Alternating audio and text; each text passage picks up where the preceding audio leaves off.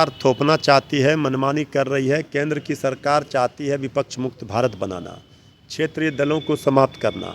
One nation one election तो पहले होता ही था, आखिर क्यों रुक गया, क्यों ब्रेक लगा, क्यों ये कड़ी टूटी, चैन टूटा? इस पर तो सोचना चाहिए। अब फिर ये चैन नहीं टूटेगा, इस पर ब्रेक नहीं लगेगा, इसका क्या गारंटी है?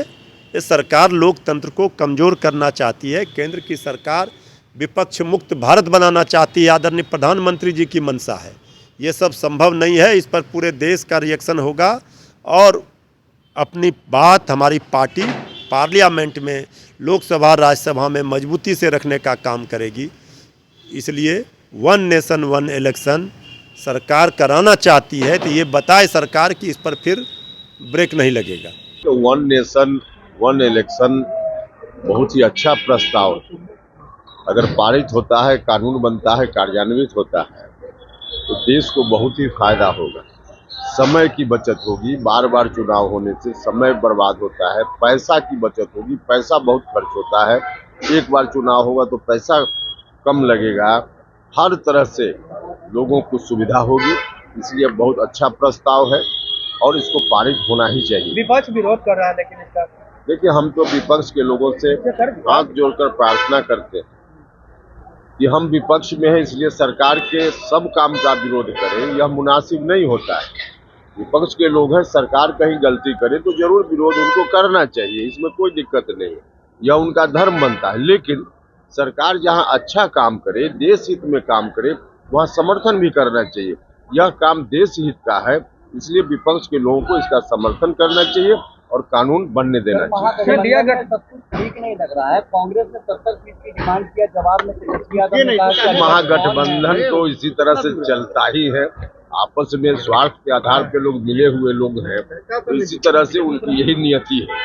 पूरा कर रहे हैं और आपने जैसा देखा कि आर्टिकल 370 भी हटा और भी जो भी हमारा एजेंडा है कि हम देश में कैसे विकसित देश बना सकते हैं। One nation one election bill आने से सबसे बड़ा फ़ायदा देशवासी को होगा कि लाखों करोड़ रुपए का खर्च बचेगा पूरे देश में। दूसरा, पॉलिटिकल लीडर सालों भर इलेक्शन ही लड़वाते रहते हैं। सभी दल के नेताओं को जो है सिर्फ एक ही काम रहता है, इलेक्शन लड़ाओ, इलेक्शन लड़ाओ। और इलेक्शन होने के चलते आपस में एक दूसरे पर तीखा प्रहार भी होता है, एक दूसरे का शिकवा शिकायत भी होता है, सब आपस में लड़ते ही रहते हैं। अगर वन नेशन वन इलेक्शन होगा तो आदमी 5 साल पूरे देश में, चाहे वो प्रदेश में हो चाहे देश में हो, सभी सरकार स्थिर होकर अपना काम कर पाएगी। इसलिए वन नेशन वन इलेक्शन इस देश के लिए मील का पत्थर साबित होगा। विपक्ष को ऐसा महसूस होता है कि हम विपक्ष है यानी विरोध करना है, बस इतना ही। जब उसको एहसास होगा तो वो सभी लोग स्वागत करेंगे। विपक्ष का रवैया दुर्भाग्यपूर्ण है, अलोकतांत्रिक है।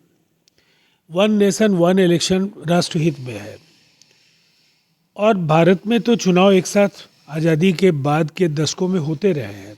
छठे दशक के उत्तरार्ध में अनेक राज्यों में जब राज्य सरकारें गिरी, उनका पतन हुआ और विधानसभाएं भंग हुई, उसके बाद हालात बदले और देश के अलग अलग हिस्सों में चुनाव हर समय होने लगे। देखिए, इस विधेयक के जरिए देश में फिजूल खर्ची को रोका जा सकता है। चुनाव का जो व्यय है वो बेलगाम होता जा रहा है और इसका नुकसान राजनीतिक दलों को भी होता है, लेकिन सीधे तौर पर टैक्स पेयर्स के तौर पर जनता ज़्यादा मुश्किलों का सामना कर रही है। योजनाओं को समय पर पूरा किए जाने की स्थिति नहीं रह जाती है, इसलिए कि आचार संहिता जब लागू होता है तो फिर सारी योजनाएं रुक जाती हैं। One nation one election bill कहीं ना कहीं इन योजनाओं को समय पर पूरा करने का एक मार्ग प्रशस्त करेगा और दूसरी तरफ नीतियों की निरंतरता, इससे निसंदेह एक अस्थायित्व का भाव देश में आएगा। इस विधेयक का विरोध समझ से परे है। ये प्रतिपक्ष की जो एक रचनात्मक विपक्ष की भूमिका है, इसे उन्हें समझना होगा और अभी भी उन्हें अपने रवैये में बदलाव की बात सोचनी चाहिए और सकारात्मक तरीके से इस बिल को मंजूरी देने में उन्हें सकारात्मक भूमिका का निर्वहन करना चाहिए।